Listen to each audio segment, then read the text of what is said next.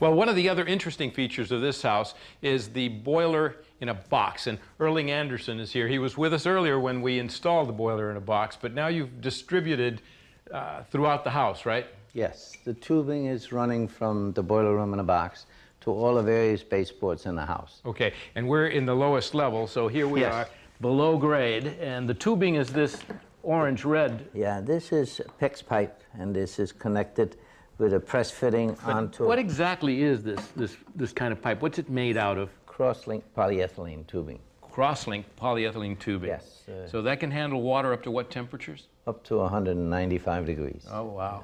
And the couplings are bronze, right?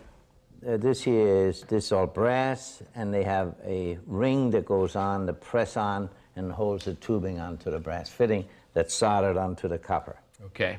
And the wonderful thing about the system, in addition to all this high-tech stuff, is the profile is very, very low-key, very elegant. Once you put the dressing on here, and is this pull wrong? it up. No, that's right. If you pull it up from the bottom, and then snap it into place, yes. It covers it up very nicely. And then if you'll reach behind you there, Erling, I've got a sample of some of the moldings that could be used. But if you want to do a colonial trim job, you can add a molding right over this baseboard. You could even put a bed molding underneath it, and you can build up something that looks just like a regular wood baseboard, but in fact, it's the source of heat for the room. And over in the corner, Dave Duverger, our heating and plumbing contractor, is finishing up the installation of the baseboards. Now, Dave, what are those? I mean, those are just mounting clamps? These are the brackets that hold that baseboard on. Okay. They're spaced for the floor. A couple of screws. That's all it is. And then it snaps in? This snaps right into it. I have it lined up on the edge here where I want to go.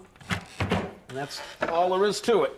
And then the connections in the corner, but is this a continuous loop, Erling? It's a continuous loop.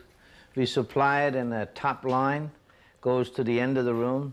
We make a U and return in the bottom line. That way the temperature is uniform from one end of the room to the other. That's all there is. Now, what does that tool do for you? This is the crimping tool. This takes the metal ring. All right, what are these made out of? These are anodized copper. Anodized copper, great. And then the tubing just gets cut.